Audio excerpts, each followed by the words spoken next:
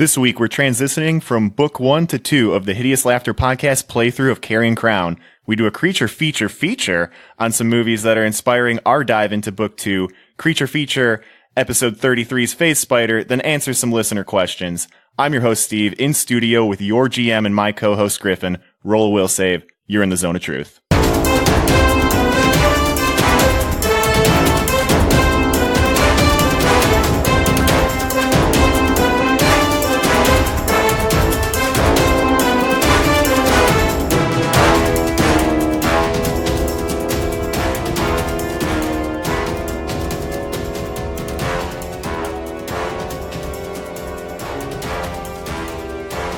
And we're back. Welcome, everybody, to episode 4 of The Zone of Truth. Hey, episode 4, man. Welcome, Griffin. We made it past 3. I know. I thought we were going to stall out after the Holy Trinity, but people wanted to hear it, and we're back. That's like 2 months of Zone of Truth, man. It's been a while, 2 months, man. How my life has changed. Wow, how's it feel to be running a podcast? It's crazy. I've seen a lot of heads turning when I go down the street. At the grocery store, people recognize me. I go to the gym, and people are like, damn, son. You probably said Zone of Truth guy, Steve. You're weak as hell. You probably report a podcast. You probably stay inside on a gorgeous day watching movies and recording a podcast. Yeah, that hits pretty close to home because I stayed inside all day long watching movies for this show for you, our listeners. And so did everybody else. How are you doing today, Griffin? I'm doing great, man. Yeah, what are you drinking? I'm having a Smirnoff Seltzy right now. It's the berry lemonade variation, but pretty much all day today I've been drinking Bloody Marys. Oh, yeah. That's usually a morning drink. Not for me. Bloodies in the morning, bloodies in the evening, bloodies at supper time. You know how we do it. As for me, I'm drinking a Truth. This is an IPA from Rheingeist Brewing. It's very tasty. How fitting you'd be drinking a Truth on the Zone of Truth. You know, I didn't even think of that. Boom. Roll a fucking will save. As for other people that need to roll will saves, it's not just me in the studio. It's not just me and Griffin in the studio. There are 3 other people in the studio with us. You know them. You love them. They are the other players on the show. Emily, Haley, Brooks, say hi. Hello. Hey. Oh, Jesus. I didn't even see him there. Yeah, we were trying to sneak this one past you, Griffin. Phew, Jesus. Now it's a whole nother show with these guys on. Yep. Book 2, guys. We made it. We did. Woot. All It's together. super crazy that all of us made it because it was a solid couple of weeks of somebody's gonna die. Yeah, and Ikmer's his confidence is sky high. I would say Brooks's confidence is sky high. I would say That's you should take it different. down a notch. Different. Hey, take me down a notch. What are you drinking? Ooh, this is a rum and orange vanilla Coke, but this time there's a little bit of Rockstar, I don't know, non-carbonated orange recovery or whatever they call it, just to add a little bit more orange. I was missing out on that a little bit before. So, are you known as the Gasoline King now? Because that sounds like a very Gasoline King type of beverage. Okay, it's not that much orange. It's mostly rum and Coke. Let's be honest. I'm rubbing off on you. Don't try and fool yourself, Brooks. My wife, ladies and My gentlemen. wife, everybody. Speaking about his wife. Emily, what do you got for us today? Oh, wow. You're so studious, you saved the crack for the start of the episode. I had to. This is a cherry truly. Nice. Guys, nice. I do have to cut in just a second because she's really taken one for the team here. Cherry is least favorite of all. It is. It is. But I've had a few already today, so it's tasting better. Fair. Here we go. Very fair. Glad to hear it. Haley, what are you drinking? Oh, you know, the classic Captain and Coke. That is a classic. And speaking of the captain, it's time for us to turn on Sirenscape because I'm not going to forget this week. What we are playing is off the High Seas subset. This is going to be Speeding Through the Waves. Wow, just speeding through them. Yeah, we're hauling ass, speeding through the books. Feel the wind through my hair. Wow, yeah, speeding at a breakneck pace. Only 32 episodes for one book. Listeners can Here barely we keep come. up. Here we come, listeners. We'll hit the end of it in 3 years. So, As we established a couple episodes, I think on the regular show, before we start each book of this campaign, we are all getting together on a weekend and watching some movies, one good, one bad, to, kind of get us in the mindset for each different theme of the 6 books of this adventure. Yeah, because they're very different books. Are we really? I didn't notice. Oh, you thought we watched those 2 for pleasure today? I mean, we normally watch pretty bad movies. You're not wrong. It's true. That is true. What movies did we watch today, guys? We took an imagination journey into the world of the Green Mile, and then we all fell off the rails of that imagination journey and landed in a land of gargoyles and pain, which was I, Frankenstein. I'll let the listeners at home decide for themselves which one was the good movie and which one was the bad movie. Yeah, Tom Hanks really took it down a notch. God, tell you what, sucked. I think he should have just won an Oscar for the faces he made when he was pissing with that urinary tract infection. Sure, Griffin, sure. All right, so The Green Mile and I, Frankenstein. Griffin, would you like to reveal at this time what the theme is for book 2? So, if you guys haven't already read the title of book 2 of Carrion Crown, it is called Trial of the Beast. Takes place in Lepidstadt, where you're heading. If you hadn't put 2 and 2 together, there is going to be a Frankenstein-like creature in this book who may or may not be on trial, who may or may not be on death row, some might say. And it may or may not be up to the players to finish out his sentence or win his freedom. So, early prediction, we're going to send him to death, and then his soul is going to be trapped with Eclipse. Oh, perfect. well, as we learned from My Frankenstein, Frankenstein monsters don't have souls. But they have the potential for a soul. The potential for a soul.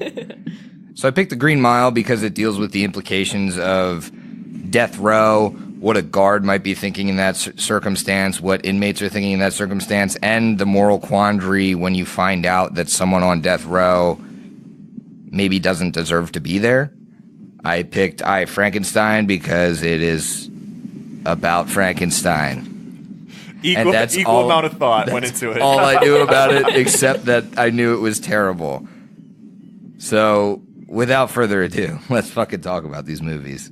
Man, between the 2 movies, I loved the both of them. Yeah? I did. So, has anyone around the table seen these movies before? I had seen neither. I think I had potentially seen both, but not sure on I, Frankenstein. I know I've seen Green Mile. I mean, it's such a memorable journey. I can't believe you wouldn't remember if you'd seen it. Oh, God. I really think I might have. I have not seen either of the movies before, including Green Mile. I know it's been on my list for forever. It was an experience.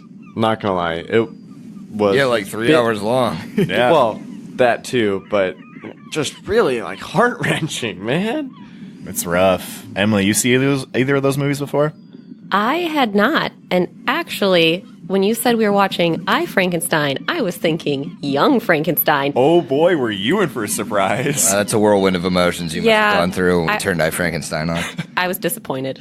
So I've seen The Green Mile many times, and when I found out that most of this crew had not seen it, it was a must-watch. I, Frankenstein, literally had Frankenstein in the title. Really should have picked Van Helsing. Or any other thing that has Frankenstein. Young Frankenstein would have been a good call. Would have been a really good call. I had not seen it, and I regret my life now. Jesus. Your whole life. The whole thing. The whole thing. Oh, Shut it down. Shut it down. This podcast is over. If that says anything about I, Frankenstein, go out and rent it at your local Blockbuster.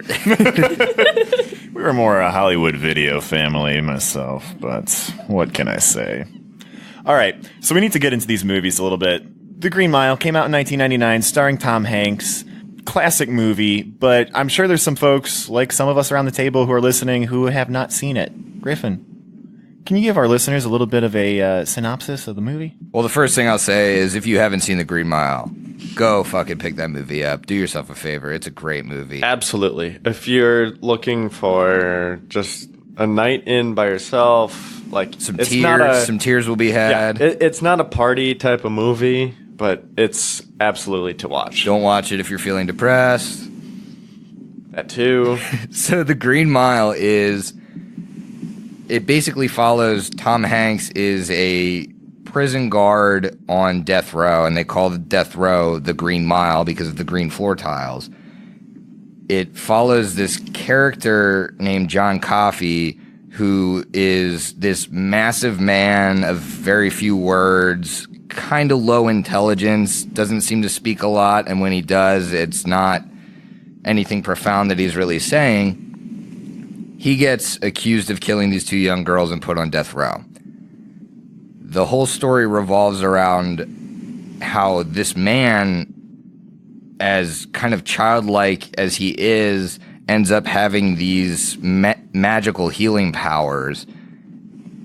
You basically find out that he can cure cancer, he can remove diseases, he can bring people back from the brink of death, and he can share his memories with others. He basically is completely innocent, and you have to deal with the guards knowing that he is innocent and having to go through the motions of executing basically a miracle worker. It's insanity, and you meet some of the other death row inmates that weirdly become kind of sympathetic characters, which sounds really weird because they shouldn't be, but it happens. It's that kind of movie. Everybody is really close to the movie. I mean, most of the movie is shot literally on the cell block. It's kind of like if you think about basically the emotions each of the characters are going through, it really runs the gamut in the movie, and I love it because I really wanted something that would portray the emotions your characters are going to be going through in book 2.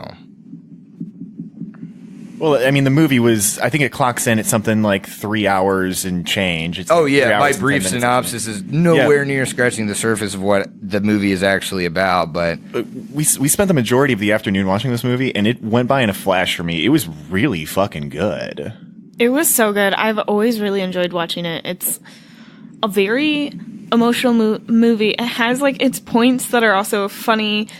It literally, I feel like it goes through every sequence of emotion that you're supposed to be able to feel in a movie, which feels, I don't know, it feels very complete. It's a 3 hours spent of like you go through every range of emotions. Mm-hmm. yeah, I mean, the Mr. Jangles Mr. Jangles.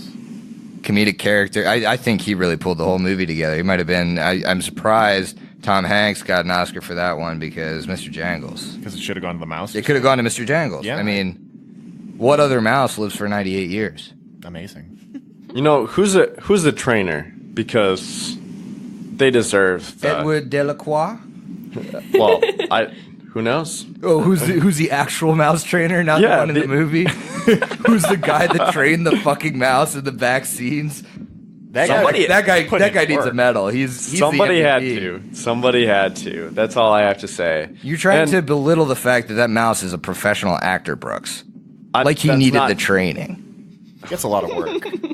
You know, here I am being really. I apologize to all the mouse actors out there. Yeah, that's really bigoted against mouses. We're going to lose at least half of our mouse fan base over this.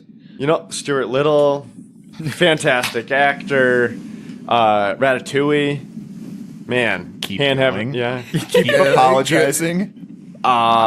Mousetrap. Yeah, the Fantastic. mousetrap. You can't even name him? Fantastic. Oh my Did he have god! a name? What a hollow apology. I'm so sorry. I'm so sorry. Yeah. Truly great mouse work. But it's a heart-wrenching tale. There were some times that I was pretty beat up watching this movie. Yeah, it was hard to watch like while drinking because, well, hard for us because we usually like to house them when we're watching. And honestly, like, of the two movies today, that made me want to drink far less. Yeah. Well, for me, it made me want to drink a lot more.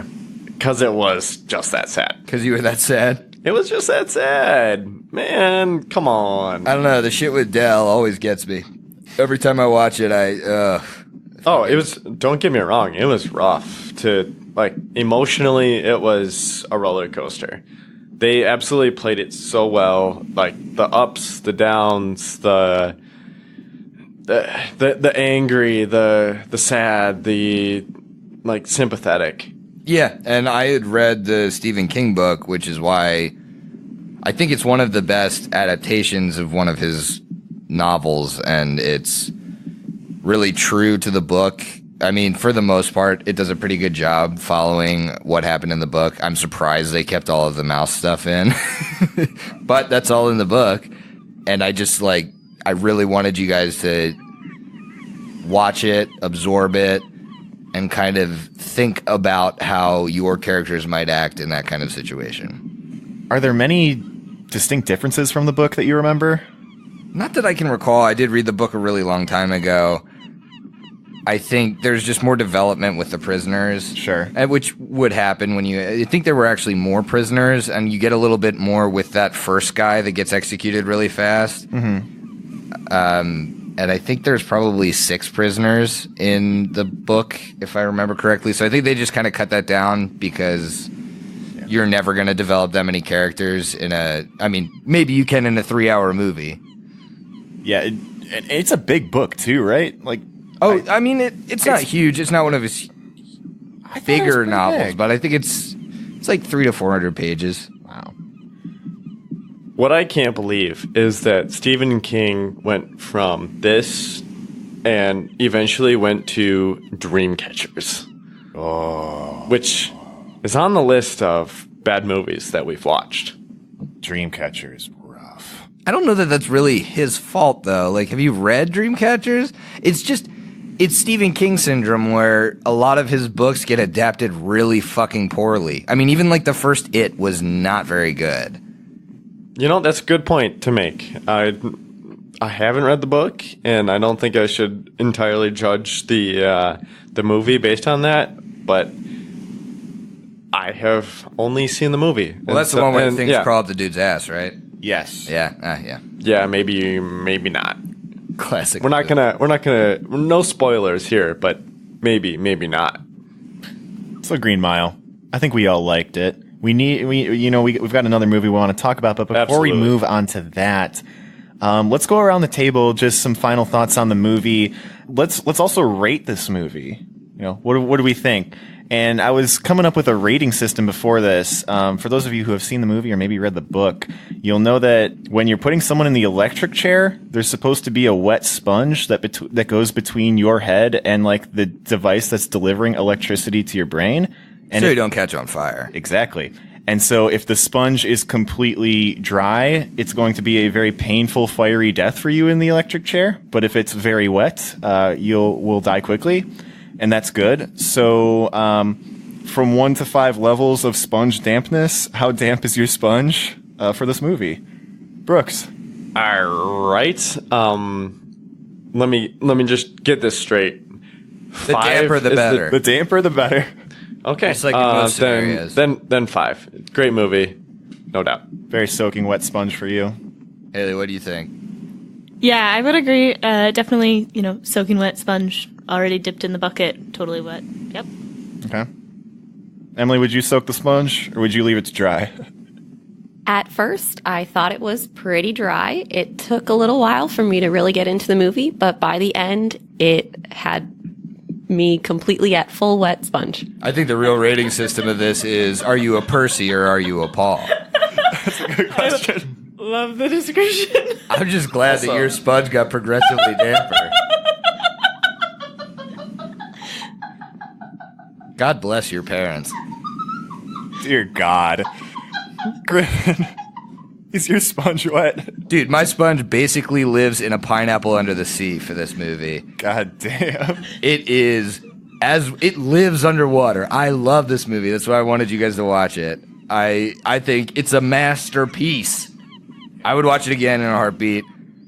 Yeah, it's a long ass movie, but and kind of like Emily, I was a little damp. Well, not quite damp at the beginning. I was pretty dry. At the beginning, I thought that there was like a lot of stuff that maybe could get cut out in like post and editing, but it actually all kind of tied together.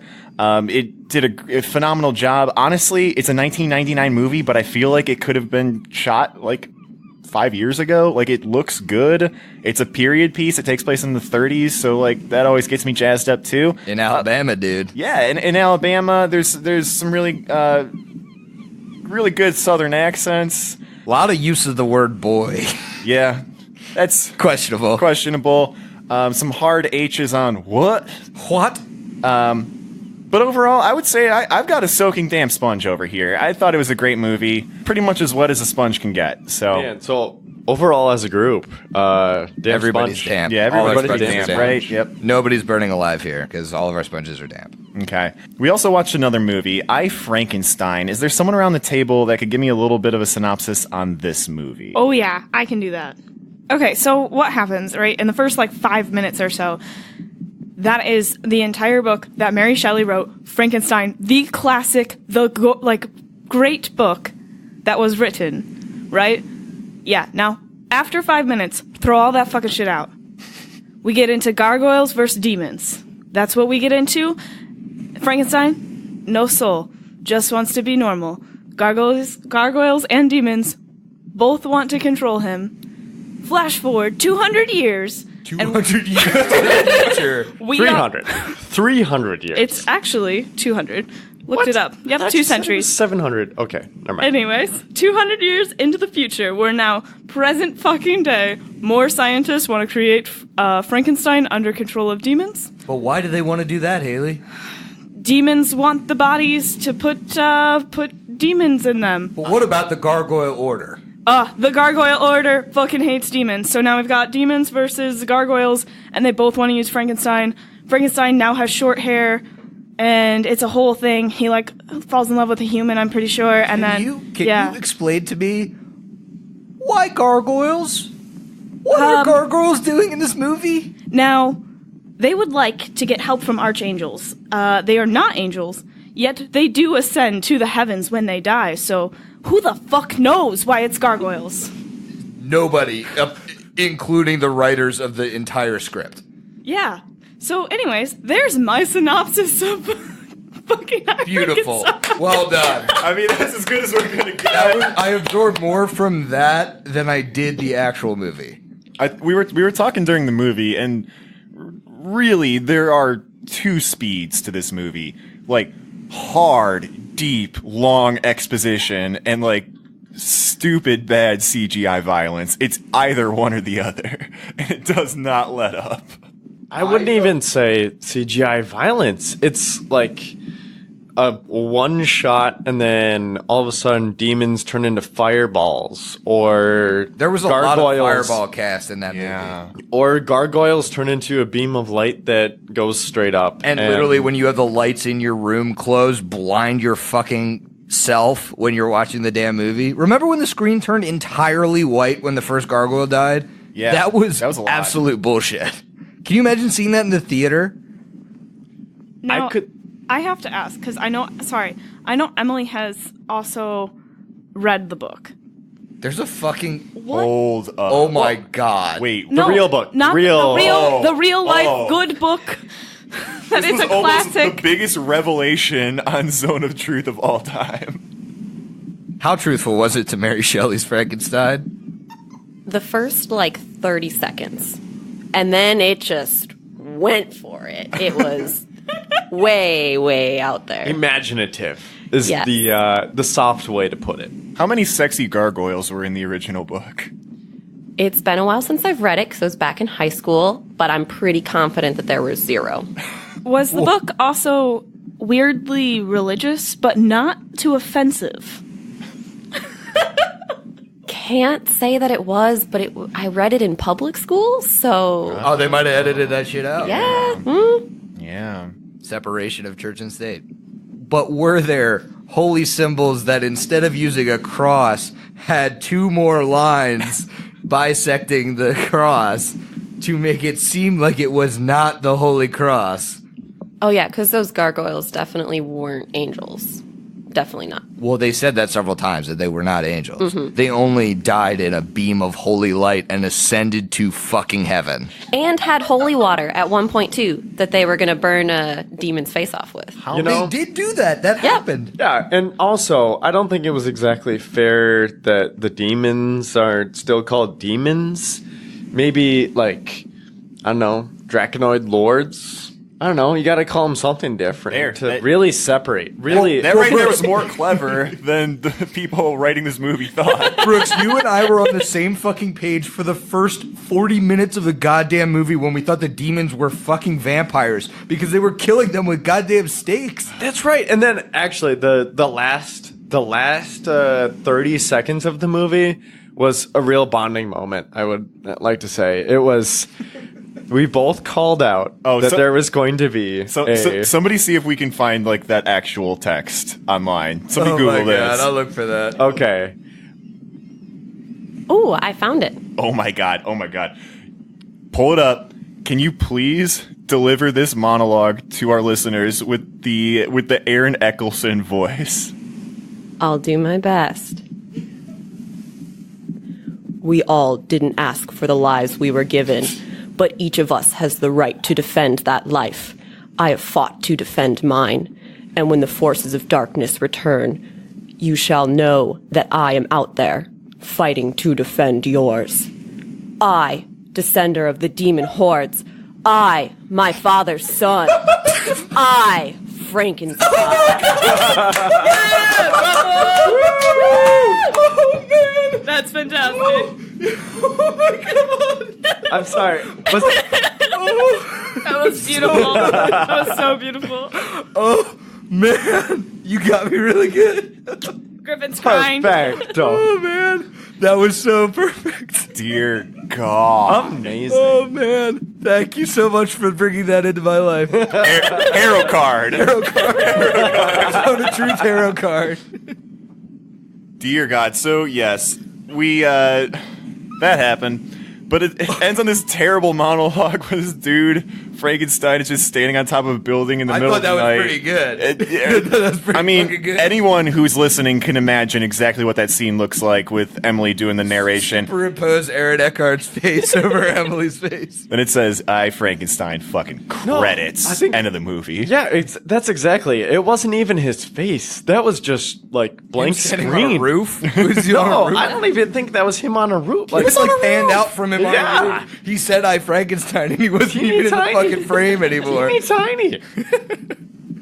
So that was a joke of a fucking movie. Fantastic. I think our rating scale this time should be I actually have a Gargoyle good to one. Demon, maybe? Well, I was thinking that in the movie there's a character, Gideon, who the camera keeps panning back to him, and he has something on his back. And earlier he was seen using these goofy-ass knives. God damn it. Then at the Gargoyle Cathedral, he takes this thing off his back. It's a giant stick. He stabs it into the ground, lets go of it. It's just freestanding in the ground. Takes out two knives and puts them on either side of the stick, making an axe, which he uses against the demon horde. So my rating scale is... How far would you assemble Gideon's axe? Just the shaft? Or maybe the shaft in one blade? Or the shaft in two blades? So it's a 1 out of 3. It's a 1 out of 3. Brooks, how much of Gideon's axe would you assemble for this movie? Based on exactly what we thought of this movie and how we were watching it, I would say 3 out of 3 based on the fact that it was a bad. Oh, you would assemble the full axe. That we expected it to be bad It was, and it was delivered. bad. It was Yeah. bad. It was fun bad. That's It the other was. part. It was pretty fun bad. That's true. Yeah. Haley, as someone who uses an axe very often in the show, I realize you may have like a conflict of interest here, but how much of Gideon's axe would you assemble? I'll give him one knife, maybe. Oh, so the One shaft and the knife, knife, so- yeah. Yeah. So 2 out of 3. 2 yeah. out of 3. I will say, by the way, Googled this. 5% on Rotten Tomatoes. That's actually pretty generous. That's what I thought. Oh, man, that's fantastic. That makes it all the better. Jesus. Emily, how much of Gideon's axe would you assemble? I wouldn't assemble any of it, actually. Oh, Zero. wah, wah. After our rendition in this show, I feel like you got it all. We could do a better job. Yeah, you don't. Like, I can do the voiceovers. Haley has the whole plot. Wait a so- minute. I think we have a very great opportunity to assemble the just about entire cast right here. Yeah. I mean, I call the Queen of Gargoyles. damn it. Called. I mean, you have the hair for it, so that makes sense. I would like to appoint Steve as the head of the Demon Lord. Oh yeah, I do look old as shit. Yeah, you look like trash. So. I wouldn't say that, but with a little bit of eyeliner, Yeah. I think you got it. Like in a good way. I'll just get super drunk the night before we shoot this hypothetical movie, and then when I wake up looking like a corpse hungover, it will be perfect time to shoot. Man. All right. Well, you heard it from him. Yep. Griffin, how I much think of that with this axe? idea, I was initially only the shaft in. I was Yeah. only going in with the shaft. But if I could have had that last scene with Emily's voice superimposed over the scene, Yeah. that's going to be a complete axe for That's me. a complete axe. That's a full axe. That's a class axe. Oh, good. This one's really tough for me. It was very fun as far as bad movies go.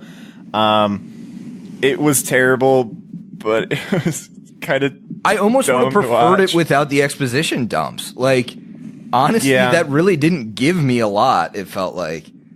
I thought the exposition dumps were comical. I'll tell you what, I'm going to give this movie the shaft as well as one dagger blade to make half an axe. I thought it was a lot of fun to watch with a couple beers in me. I can't give it the full axe, but it was very good.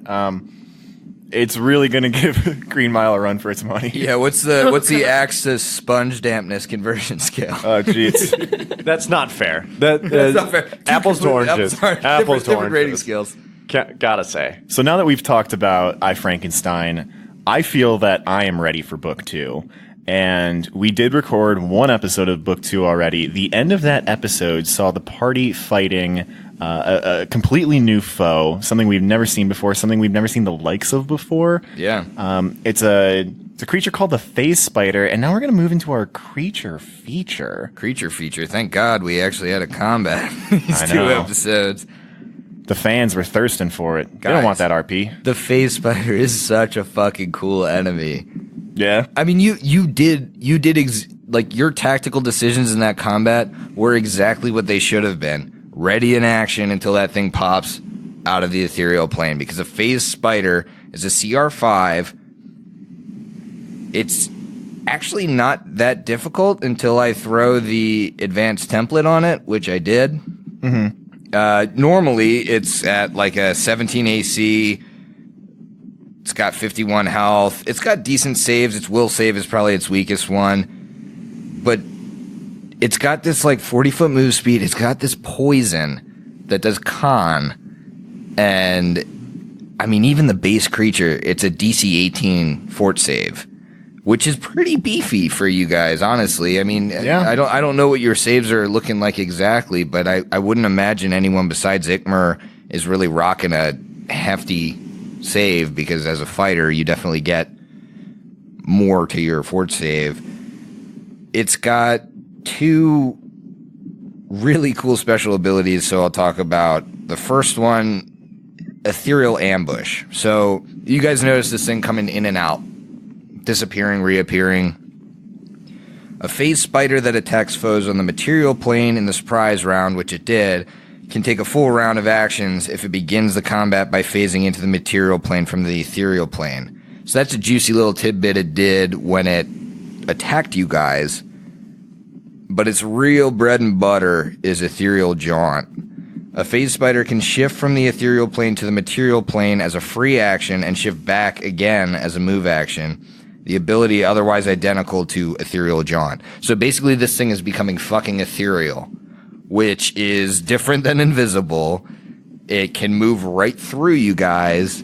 It can see you. You can see things on the material plane when you are ethereal, but you have limited vision. It's just like this really fucking cool ability.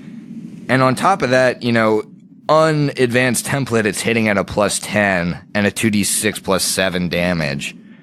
Advanced, +12, 2d, it's like, it was hitting you guys for beefy, like 17 to 20 points of damage each time. Really cool creature. I'm kind of surprised they put it in at this point.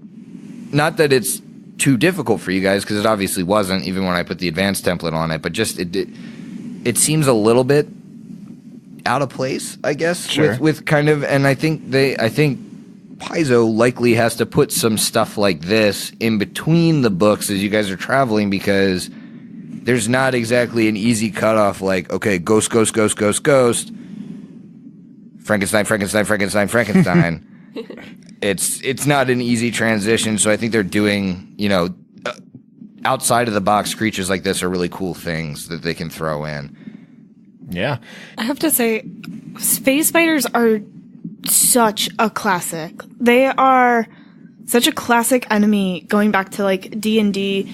They really are very like common. I know we had played against them in Skulls and Shackles. They're like a common one that gets like kind of thrown into weird situations like this. Yeah, exactly. It's like I don't really see a phase spider as like a horror adventures type of enemy, but to your point, it's like, it's logical as a creature that is often thrown into campaigns like this to kind of just toss them in here. It's the right difficulty level for your party right now.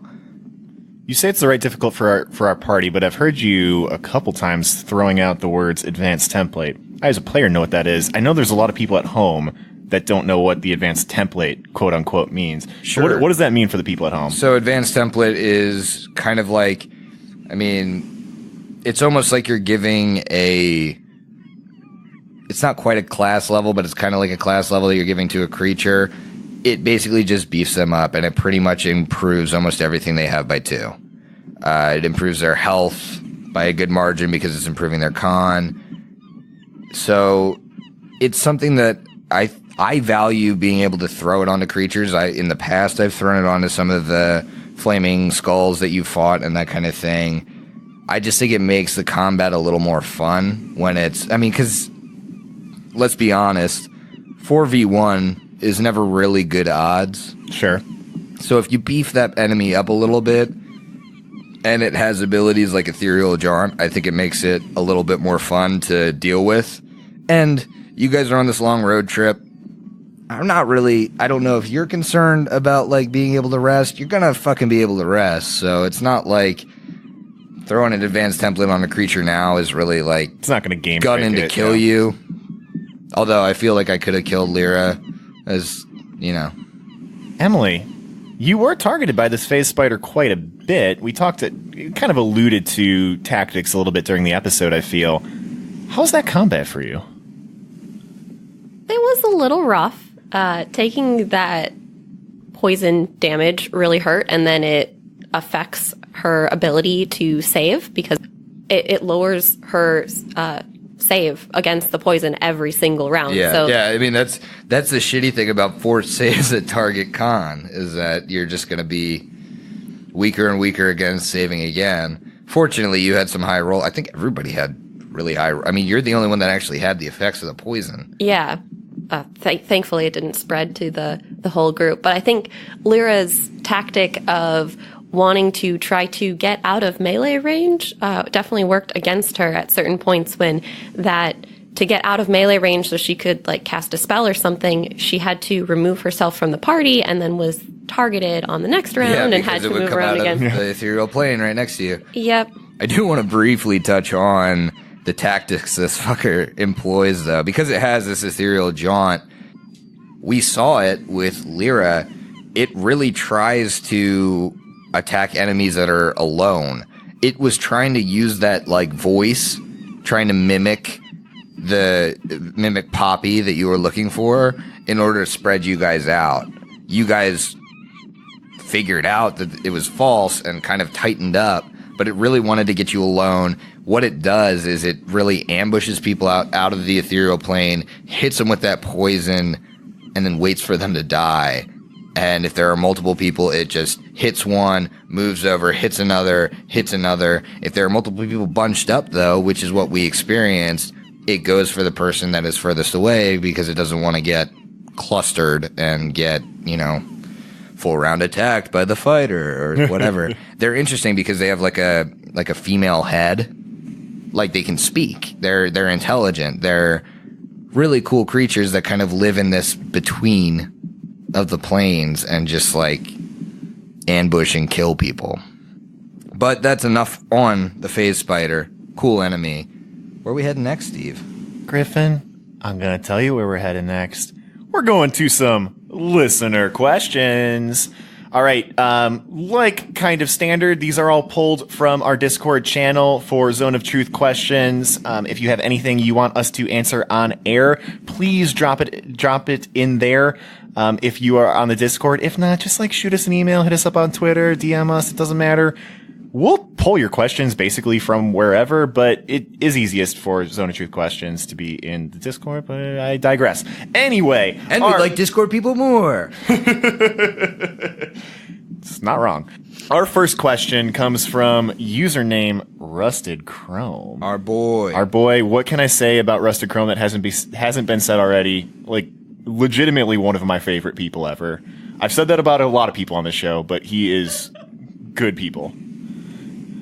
He's the one that created all our like Nightmare Before Christmas fan art, and oh man, this guy's the best. And he chugged a hams for us and sent us a video of it, which is really cool. Yeah, way faster than Steve can chug it. Absolutely.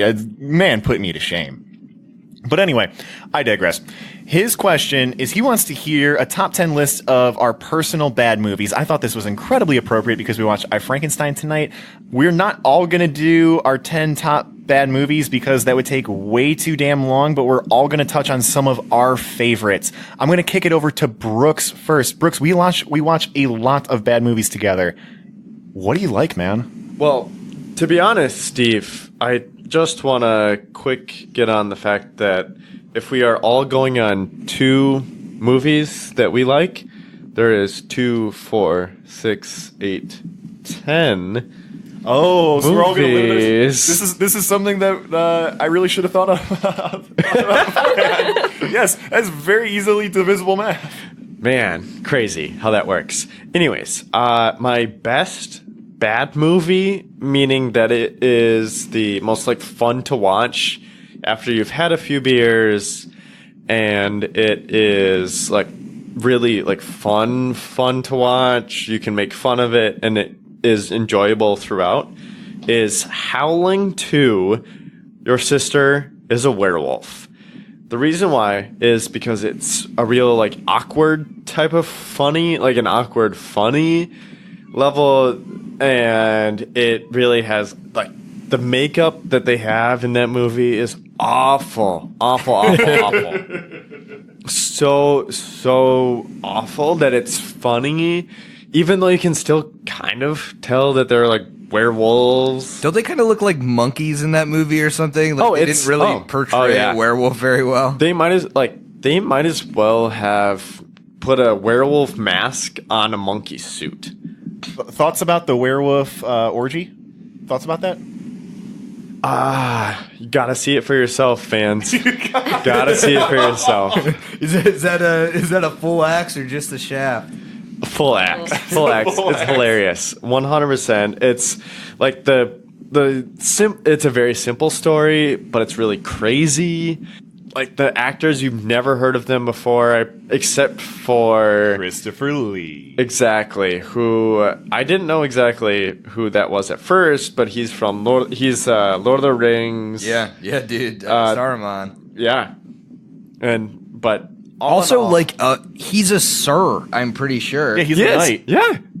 Like, the dude is super accomplished. Why the fuck is he in Howling 2? He was like a spy. I think he was a spy in World War II or something. Yeah, dude. And he's like legit a badass and a phenomenal actor, and in this absolutely bullshit movie. Count Dooku from Star Wars.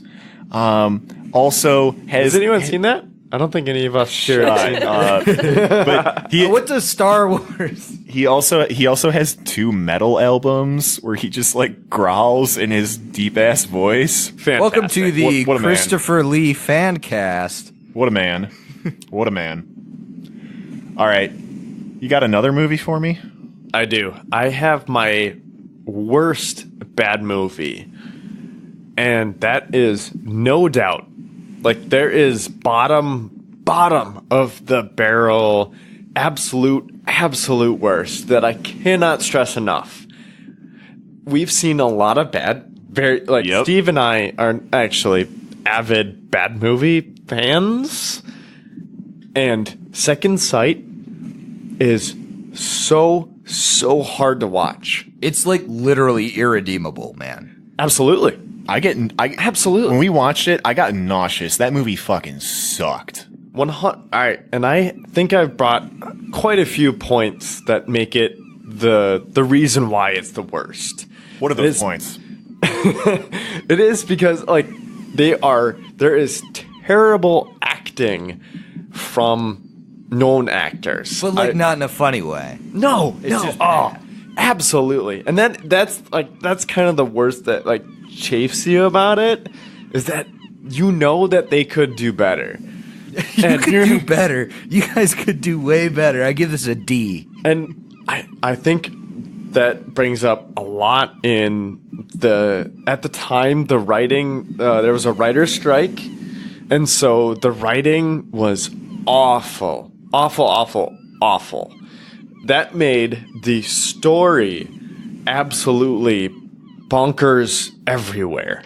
And That was the one where like the dude goes into like psychic seizures when he's like he's like a medium or whatever for the police, and he literally just gropes every female on set. We'll get to that. Oh God, I didn't know that was a third point. No, well, anyways, yes, like these actors and actresses know what they're doing, and the writing still steered them to terrible decisions and everything like that. But to your point in the roping and everything like that, it overall left me just dirty, like feeling dirty after just watching it. Not fun, not enjoyable, not funny. Like, yeah, Very not dry, quite sure. very dry sponge. Very dry sponge. Very dry sponge. All right. SpongeBob, that episode when they go up on the island. Goddamn. I second both of those choices, Brooks. Howling 2 is a fantastic bad movie. Second Sight is a fucking trash movie. I would not recommend anybody to see it. But speaking about other things I wouldn't recommend, Haley, you got bad movies for me? Gotcha. Been nailing these transitions. So great. Yeah, so I have to go with the classics, right? So the first movie, like the first bad movie that I ever watched, and like that was it. That was like I was sold from then on. Was Evil Dead. That's not a bad movie. What are you fucking saying right now to me, Haley? It is an absolutely amazing movie. It is bad. I'm about to get angry. I'm getting heated over here. Somebody take my mic. I will say, I mean, just like watch it again with some fresh eyes. It is. I love it. I love watching it. There's a movie that I will, like, if I am homesick, I definitely want to watch it because it makes me feel better, but it's not a good movie, realistically. Bruce Campbell is a fucking saint, Haley. I know. Take it back. He's an amazing person, and I love him, and I love the entire series. You take it back. It's a bad movie. So then the next one is just an ultimate classic, Troll 2. Fucking love that movie so much. I'd agree with you if I wasn't so busy being angry at you right now, but I thought that was a good bad movie, though. Yeah, they're both good. You didn't have to pick a good and a bad good. I'm glad you did. Okay, yeah. Okay. Yeah. If I understood the question, it's top 10. So I have my just top 2. I didn't think about getting a worse, but yeah, those are my top 2. They're like literally they're the ones they're my classics. Like, I will go to those, and if anyone wants to get into bad movies, those are the ones I recommend. I mean, the fucking scene when the kid pisses on everybody's food sold me in Troll 2. Nah. The corn on the cob scene. Oh, corn on the cob. That is I remember. Haley, can you explain to me when trolls show up in that movie? In fact, trolls don't exist in that movie. I can talk way too much about this movie, so I'm going to stop myself now. If you want me to talk way too much about it, please message me. I can't wait to tell you the full story of how it was made. That's exclusive content on the Hideous Troll 2 podcast. I'm pretty sure Troll 2 gets played every so often in certain places. I think we should definitely go see it. Oh, like in theaters? Yeah, they're showing. Yeah, I'm pretty sure they do. Yeah. I would love to do that. Yeah. Hell yes. That makes me want to go, oh my God. But moving on. Great one. Thank you. Speaking of, oh my God, here's Emily. my wife. Jesus. That's not the transition I was going to do. It's not the transition the city needed, but That's it's the what it transition that deserved. I did. All right, well, you know what? Take it away, Brooks Campbell. Transition. Yeah, speaking of, oh my God, here's my wife. Oh my God. All right, I have 3 movies for you. 2 good that I enjoyed, and 1 is my all-time worst bad movie ever. Let's start with the good. So, my 2 good movies. I have Spice World, Oh, wow. because that movie was fun. Wow. You know, I did have a quite bit of fun with that. It's high on my list. It is. I really enjoyed it. It's very superficial, just really goofy, but I enjoyed it. And that's what I look for Superficial and in goofy. bad movies. Great description. There's nothing close to a plot in that movie, No. but is goofy as fuck. It's hilarious. Oh yeah. There's also a bit of an alien presence, but we're not going to yeah. touch on that. We're not going to go that deep. There's aliens in Spice World. Jesus. The second one for me? So my second one is Holiday in Handcuffs. Oh, fuck. You like that one? I did. So it's an ABC Family movie, and I remember Hallmark. I think Hallmark. it's ABC Family. ABC Family. Really? Yes. And I lie. So we actually sat down and watched, I think it was Steve Brooks and I, and we start playing this movie, and it's so familiar. I just was thinking to myself, I know I've seen this movie, and I have watched it with my mother, and I enjoyed it both times. Wow. There is... Bravo for admitting you have a problem. You know, I love Emily's mother so much, but this makes a lot of sense. Oh, Got boy. her. All right. Bad movie. Bad movie. All right, I would not recommend anyone to watch this. It is called Ninja Terminator. Stop it! That movie's so good! So It is good. Literally a montage of like ninja cutscenes spliced together. It has almost no plot. There's like exploding robots, people with a lot of eyeliner, and there's like these totems that are getting put together, and then people are dying, and there's a lot of stalking. It makes There's no a sense. camouflage ninja. I feel so betrayed. Camouflage ninja in plain sight that apparently is not seen by most. Yeah, so I'm gonna betray my boys over here and fully agree with you on that one. God. Wow. Thank you. I could I can't- not stand that fucking movie. You know what? It wasn't fun for me at all. I am not giving you my Golden Ninja Warrior. I never asked for it. The podcast. Put that back in your pants, Steve.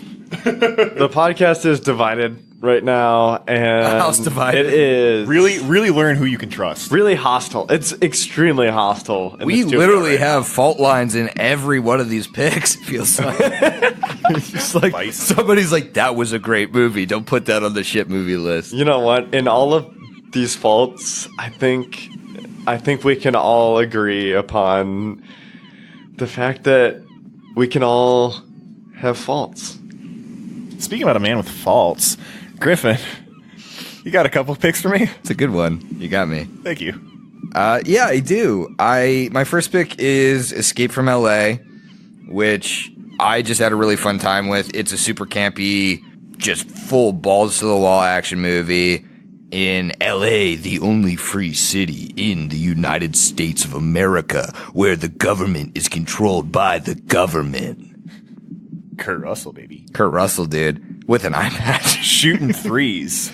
Fantastic. It was, I mean, it's just really fun. It's one of those movies where there's explosions and they look like garbage. There's just fucking road warrior bullshit happening in LA. It's a good time. I recommend watching it. I recommend getting very drunk beforehand.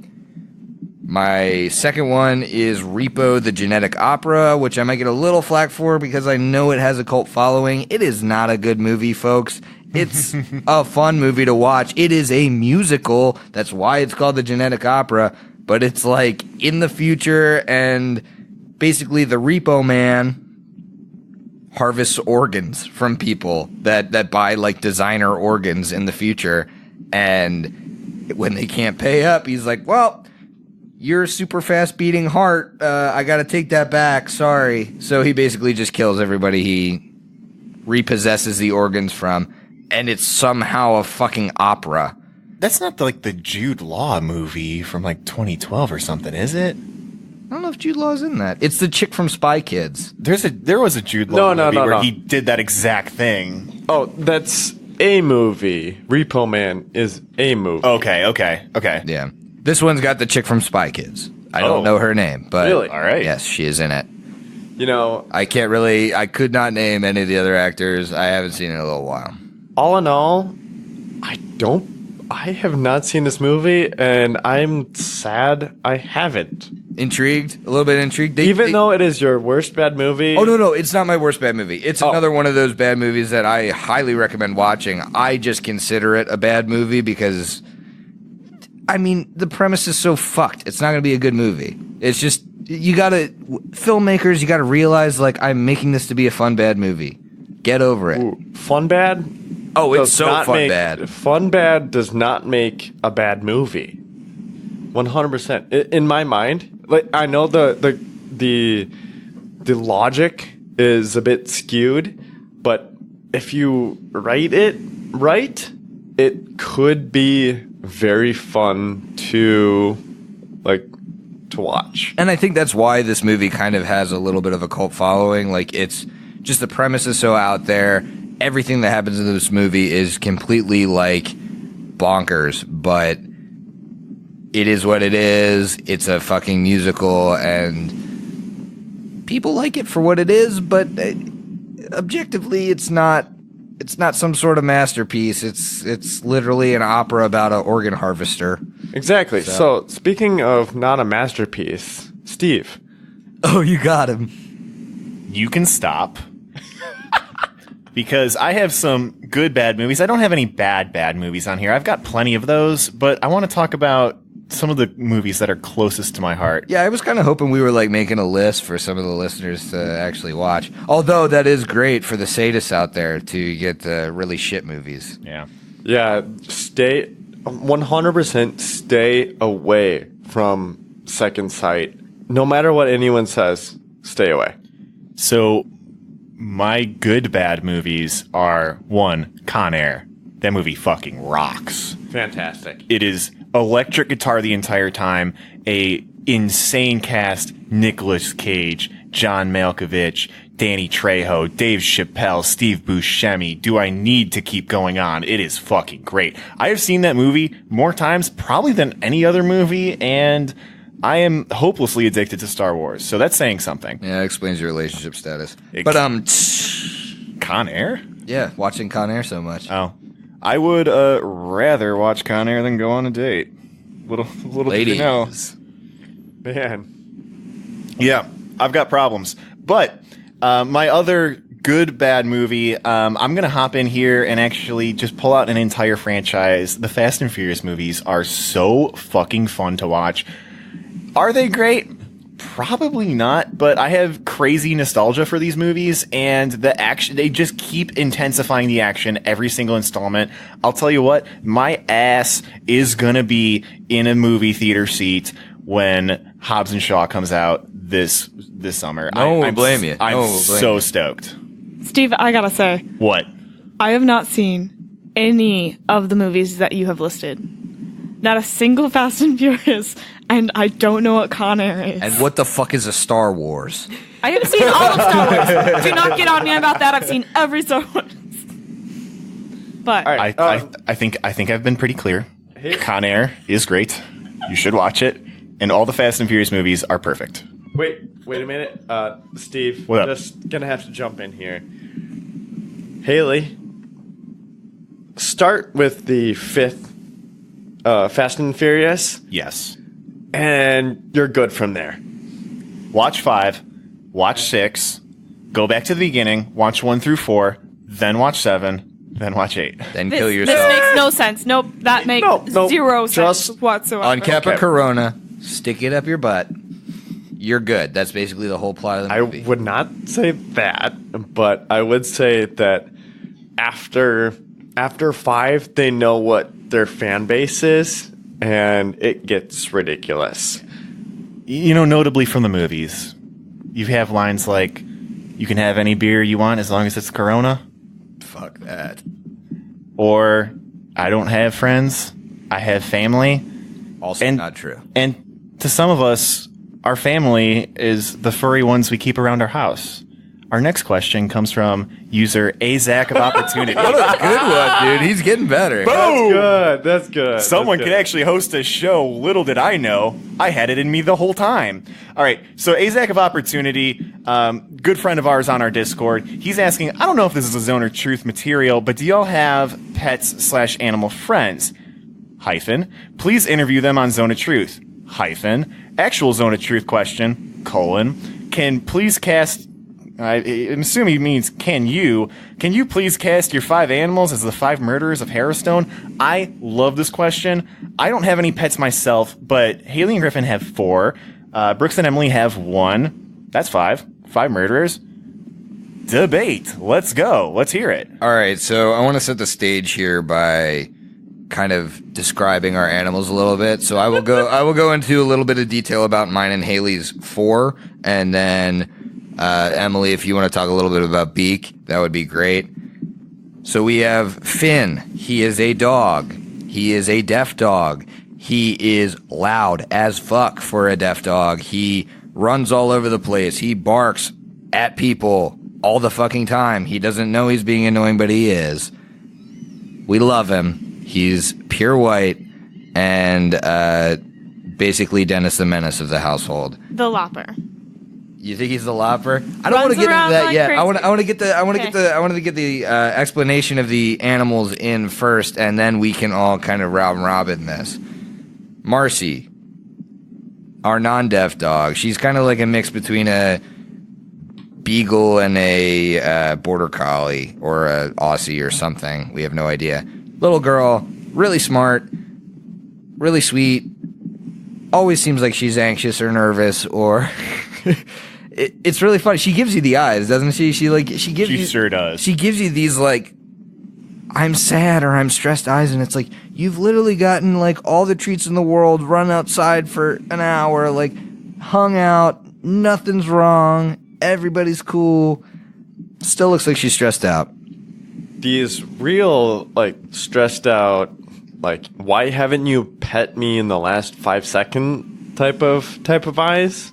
Oh, yeah, she likes to do the, you're sitting next to me and you haven't touched me in approximately 10 seconds. Here's the paw on your arm. Like, fucking move your arm over here, idiot.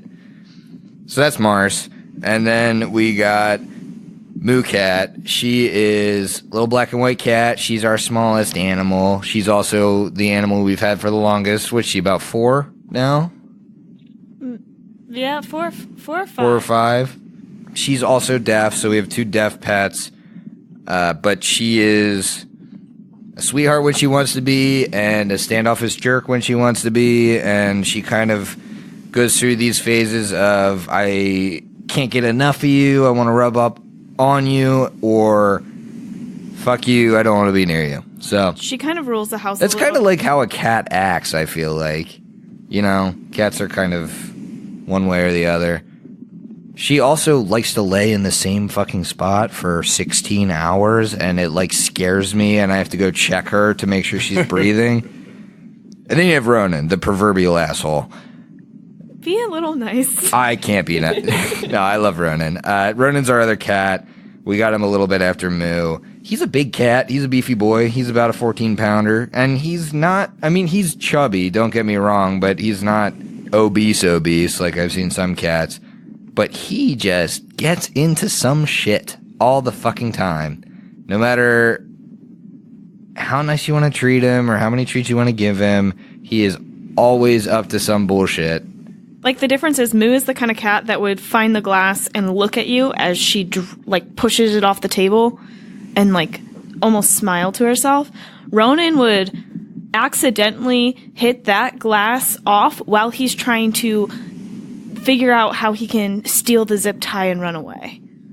Or he's just literally heavily breathing next to me anytime cheese or lunch meat is present. Also true. Yep. Ronan is what I would consider for a cat an absolute unit. I have previously described Ronan as kind of like a sausage casing. If you put way too much meat in it, it looks like he's gonna pop. That thing is. He's a solid cat. He's not that fat. No, he's not fat. Bad. He's just insanely solid. I was going to say, I was actually worried about it because he's so heavy, right? So when I took him to the vet, I was like, look, what do we need to do here? And the vet literally goes, this cat is muscular. I was like, oh, okay, cool. So I would say, he is big boned. Yeah, he's big. Yeah. Big bone. He's not heavy. We're not bordering on some sort of animal cruelty here. So don't send your letters in. No, that Steve might have said that. No, I'm saying he's a unit. The way you're describing him is we filled him with cat food until he was about to burst. That might be true. Yeah, you did that pretty good, to be honest. I thought it But was. There's another dog in the mix. We got another dog in the mix. Yes. Give me that beak knowledge. So our dog Beaker is a Wheaten Terrier. And if you've ever met a Wheaten Terrier, you know his personality. He loves everyone and everything to the max. And everything is so very exciting. You walk in the door, he's jumping and greeting you and so excited and running back and forth. Has to say hi to everyone. If we have people over, he has to have everyone pet him. Even if you're not really a big dog person, he'll come up to you, probably jump on you, which we're still working on, and then he'll lean real hard, or he'll jump up on the couch next to you and stare at you and then start to bat at you if you don't pet him, and then aggressively lick. Beaker literally has a wetter beard than a drunken dwarf.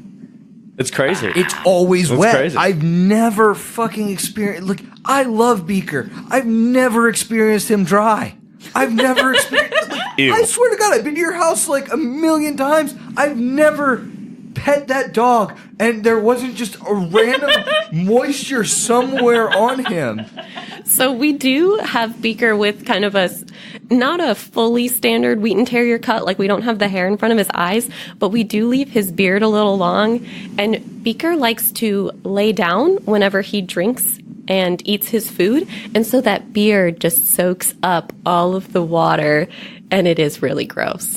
It's he must take a drink every 5 minutes because I swear to Christ, I've never ever pet him dry. To be fair, though, the only time that you've actually pet him is when after he's been so excited to see multiple people. That's true. He's all over the place when Oh yeah, he it's really crazy to describe how much he wants to see every person, and it is equally every person that he sees, and so every person gets a very about 1.1 second of attention, and then it is on to the next person that is probably it's ridiculous, but about the farthest away at the time. And so it is a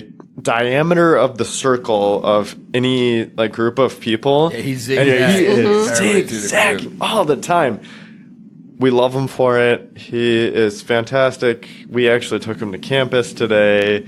Loves people, loves other dogs. But Brooks, what murderer would he be?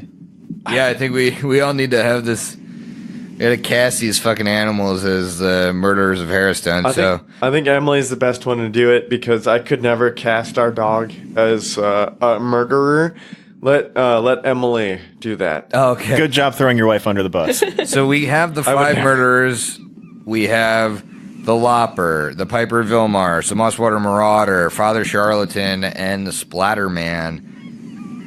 And we just described all of our animals' personalities. What are you thinking, Emily?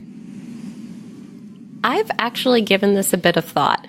I had trouble placing Beaker as an evil character because he loves so much. Beaker's Visoriana. Cop out. So I didn't. I picked one. Gross. I thought Beaker would most closely be Father Charlatan because he wants everyone to be like part of his group. If we're going on a walk or someone like leaves the door, he has to go check to make sure that they come back. No one's leaving him for good. He like wants his little group all together. And I feel love that casting. I think so I think true. of the 5, it is so true. That He suits really Beaker does really well. Oh my goodness.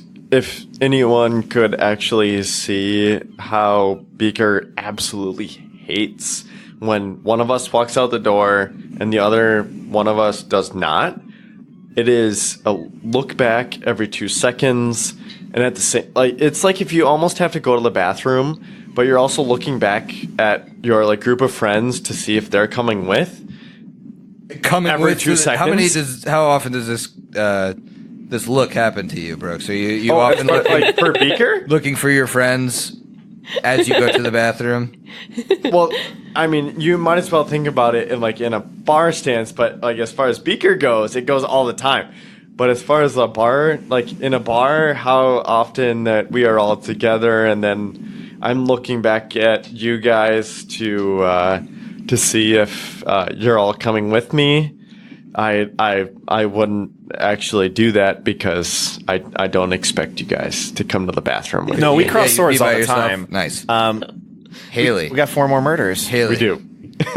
I think you're the authority on our pets, although I also am an authority, but I'd like to hear your take on where you think the pets fall in terms of murderers of Harrowstone. Yeah, so starting with the girls, Marcy is 100% the smartest animal we have. Oh, obviously. She's the Splatterman. Yeah, I Great. get that. She's absolutely. I mean, if you're going on smarts, for sure. She is extremely smart. And she's the very boss cunning. of everything, just like the Splatterman. Also, she's pretty good looking though. She's good looking on a lot. Well, like I mean, What for a is- dog, she looks good. Hey, what does that have to do with the Splatterman, by the way? I picture the Splatterman like looking like pretty good though, just based on like the command. Of I all love where the of it. metal pictures go. I love it. We'll unpack that at a later episode. What I mean a charisma level of. God, I love it. I love it. Never mind. No, I thought it was just interesting. She looks good. Like she's a good-looking dog, and I think that I get that. the interest. Okay, from I was a shocked. Splatterman that looks like that is very intelligent. Not necessarily the fact that like he has charisma, but like I see the character looking relatively decent in the instance that he is commanding a lot of I guess at least the 5 prisoners in this instance. Yeah, I mean, did you guys completely miss that exposition where I was like, the Splatterman comes out of the oubliette and he is hot as fuck? Nothing You've never seen anyone hotter than this guy. Nothing conveys sexual attractiveness more than the word splatter. So, All right, Color I'm gonna spray. pick the other animal. so you have this super sexy dog that is going to be this super sexy murderer. Wow. Screw keep me, going. right? Just put me up there for really just putting it out there. So I then Moo is our other female animal. So I have her as the Piper of Ilmarsh. So she can't actually hear herself, but she does a lot of chirps. And realistically, although she's not like super active in trying to control the entire household, she does try to control the rest of the animals, similar to the way like the piper controls all the sturges. Okay, that's fair. I mean, the chirps get me. It's she doesn't meow like a cat. No, she doesn't know how. But she like doesn't know how to meow. What so happens when you're a deaf cat, I guess. Yeah. And then I have Finn as the Lopper just because I feel like he is a ball of chaos. Mainly because he could do the most damage to an actual physical one of us. He is literally just a ball of chaos. Yeah. I don't know, though. I do agree with Finn being the Lopper in the fact that anyone that walks through the door is, like, I guess, attacked either with happiness or, I don't know, protective anxiety. Yeah, protective anxiety that Finn is. He attacks me with absolute happiness, I like to think. But, yeah. Yeah, so then that actually defaults Ronan to Mosswater Marauder, because he's not Father Charlatan. So no, I mean he's clearly not Father Charlatan. You made a good point earlier about him being like super attached to you. Yeah, I think that kind of plays well with the Mosswater Marauder. So he collects trash on the regular, just like the Mosswater Marauder with pieces of skull. Right, it checks out. He collects trash on the regular. He's our trash cat. I mean, he is a trash cat. Don't be mean. And he adores me to death. He was on the brink of death when he was very, very little, and now I feel like if something were to happen to me, he'd go around trying to collect pieces of my skull, like his trash collections. I'm pretty sure studies show that if something happens to you in your house and you have cats, they actually they'll eat him. you. They'll eat. All right, so moving on. Moving right along. Great. So Steve, where's that transition there? Like, what's your best transition there? So speaking of consuming one thing and turning it into something else, as a cat would consume a dead human and convert it into energy and fecal matter, we have this other question from a high five from Brooks. That was good. We have this other question from another user on our Discord, Liquidarity. His question is, would y'all roll on the official or unofficial table for an in-show reincarnation? Easy answer. I'm not going to fuck around. Unofficial. Moving on. Whoa. You're not the GM. But yeah. Easy answer. Unofficial. But this is the one that really gets me going. Follow up. Best and worst case reincarnations for the cast. Brooks, what's the best case and worst case reincarnation off the unofficial table for Ikmer?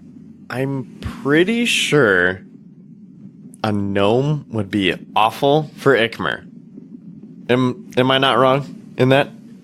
I mean, they have low strength, but they have con, and they have, I think, charisma. I think they're con and charisma. But see, I think that's exactly where Ikmer would, well, I guess the mind of Ikmer would go absolutely wrong, in that the fact that the character would somehow speak out in all the wrong times. Yeah, it just seems poor in all instances. I could see it being shitty because they kind of have these like innate magical abilities that Ikmer would have no idea how to control and that kind of stuff. It'd be fun roleplay, but yeah, it would definitely be terrible as a gnome armor master fighter. What are you going to be, basically a little ball of steel? Exactly, and he's so small that it wouldn't really make sense. But best character reincarnation, I think, if obviously not a half-orc, I think a dwarf would be relatively similar to his style type. Yeah, I mean, dwarves are definitely the kind of people that would like wade into battle in heavy armor, not bothered at all by the weight of heavy armor. I think that's definitely a good pick. Definitely. Haley, what do you got for me? Yeah, so best for Eclipse would be Fetchling, Oh, that's a great pick. Yeah. Just like from one like kind of shadowy creature to like another. I feel like that would fit really well story-wise, as well as it would fit well with like my some of my play. Although I'd probably become a little bit more spellcaster than I currently am, just because fletchings are more dex than strength. So there's a little bit of that, but I feel like that would be the best one. The worst, I mean, to me, is just android. That just oh yeah, on that table. It's really tough to be something like an occultist and emotion-based caster as an android. Really doesn't play well at all. That's what I was thinking. Like, let's just say total opposite. Like, I would love to have an android in the party. If one of you wants to come back with a backup that's an android, I'll fucking allow it. I don't give a fuck if it's Wait a minute. Scary 4. You can be an android yeah, in there's Starfinder? there's in Pathfinder. Pathfinder. Blah, blah, blah. You can. Those weird races are kind of, they're not in the advanced race guide. They're in some of the bestiaries as like a playable race, but they're just like out there, and some people allow it and some people don't, but I allow fucking anything, so. Interesting. Emily, what you got? Best case scenario for Lyra would be merfolk, obviously. Oh, God.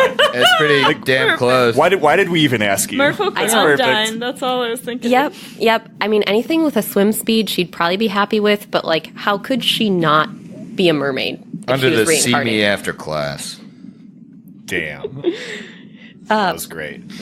For her worst reincarnation, it would be something with low charisma, because that's what she uses for casting, like a dwarf, or something that's incompatible with water, so like something fire-based. Like an Ifrit? That would be terrible. Yeah. I would love to see that play out. It would be some fun roleplay. Lyra, like, I really like the water, except that it extinguishes my lifeblood, and it sucks. Also, that part happens. Yeah, that'd be interesting gameplay, for sure. Well, for Matumbe, I think best case scenario off that unofficial table, I looked through it, and maybe I'm a little biased because we've been playing a whole lot of Starfinder lately, but I saw Lashunta was on there, and I love that the way Pathfinder and Starfinder do Lashuntas is a little different. In Pathfinder, males of the species are like stockier, where females of the species are smarter and more charismatic and taller like and better looking. Demaya and Karasha or something like that. Yeah, I think like they're a dimorphic species. They're really cool. Yeah, and in Starfinder they've evolved to the point where you can choose. Yeah, in Pathfinder, basically your physical characteristics are based off of your sex, but in Starfinder, you could be one or the other, but either sex. Anyway, I think it would be really cool for Matumbe to come back as a Lashunta, kind of point being because one, it fits pretty well with what he is. He's kind of a fish out of water, so to have this literal alien race would be very interesting RP for him. And also with the fact with the way this Lashunta society is set up in Pathfinder, where it's dimorphic between the two sexes, he comes from a tribe that is matriarchal. So I think that would be fun RP. Like, he would fit. It would be very thematic is kind of where I'm going with that. Yeah, no, I like that a lot. I think with the matriarchal society, I'm not positive because I haven't read about Lashuntas in Pathfinder really, but I'm pretty sure like they're the intelligence, charisma, like leaders of society, right. And the males are the strength, charisma warriors of society. I think you're right. And so that's kind of cool. I mean, it fits right in with like the way Matumbe's tribe would have operated. Yeah. Female Lashuntas are actually described as beautiful and commanding. There you go. And also, Lashunta have limited telepathy, so Matumbe could just kind of walk around and implant ideas of balance and pharasma in people's minds. But moving on past that, I think if Matumbe were to come back, my least favored reincarnation is actually the same as Brooks. It's gnome, but maybe for a little slight different reason. I understand that you hate gnomes, but give me a moment. Let me tell you. Matumbe would get the bleaching immediately. Yeah. And anybody that knows anything about gnomes is that they have to, as they're a fey race that have to be curious. They have to act out. They have to learn new things and be different and explore. Adventure. That's why there's so many gnome adventurers, because they're constantly seeking that like new experience and that different perspective. They live through pushing boundaries, and Matumbe is a man by the book. He's a man by the word. He knows what he knows, and it just wouldn't fit really well. He would get the bleach and would die. He's got about 1,000 pages that define his entire life, and that's it. That's pretty much it. But you guys shouldn't hate gnomes. They're pretty cool. Yeah. And so that's all the players. Griffin, if you died in real life and were able to reincarnate off the table... Well, let's just go Horus. Yeah. If Horus were to die, wow, you really caught me up. I shouldn't have done that to you. I shouldn't have done that to you. No. If Horus were to die, and I'm taking this from a pure GM perspective because that's what I am, I would want Horus to come back as a fucking bugbear, because his intelligence and his wisdom and his charisma are all insanely fucking high, and he's really old, and so his physical stats are garbage. But when he comes back in that fucking bugbear body, all his stats are gonna be glorious, and he's gonna destroy towns with his power, his tinkering power, and just the RP of being a bugbear fucking planner, or even a goblin. I think a goblin would be really good for him, because he's such a tinkerer person as he is. Like, it just, like, that infused with the way, like, goblins are would be really fun to roleplay. But worst for Horus, I mean, probably an Oread. Like, something like the rock elemental people. I just think that would be something that, like, isn't really... I mean, he loves milk. Milk comes from mammals. And he doesn't need any help getting hard. Yeah, he doesn't need any help getting hard. Fuck you, Viagra. Wow. All right. No help from any of the players there. Yeah, sorry for springing that on you. But no worries. We are pushing up against time. I know what. I had a lot of fun tonight. Oh, yeah, blast. To wrap this all up, Brooks, Emily, Haley, thank you so much for coming on the show again. Obviously, you're coming back. But in the meantime... is there anything you want to say to our fans right now? Oh, absolutely. We love every one of you, and I personally ask. I think I ask a lot of you guys, even though I don't ask very much on the Discord. But every single time, you guys come in clutch, and it's just heartwarming. It's just heartwarming, and I need it every single time, and you guys mean the most to me. Yeah, I mean, I just wanted to say thank you to everyone. I love having to, or being able to talk about these kind of questions. I really love all the feedback. It's awesome to hear from people all over the world. Yeah, thank you all for these awesome questions. I had so much fun thinking about answers for all of them, and hopefully you enjoy the answers we gave. Steve, I have a little to say at the bottom of the app. Right. I really wanted to give a huge thank you to the Blind Rat, Wheeler Woe, GM extraordinaire. Oh my God, dude.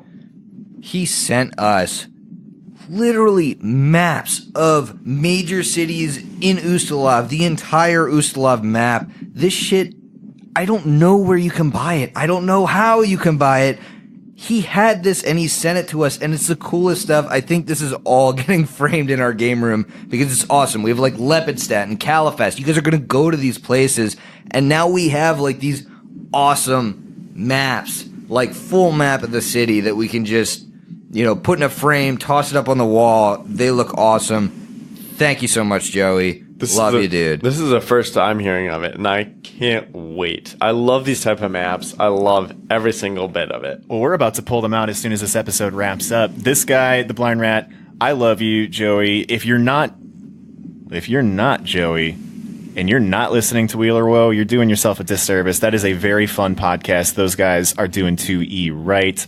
And then I just have one more. Go right ahead, buddy. For our very special good boy, Jason Lillis. Oh, the best.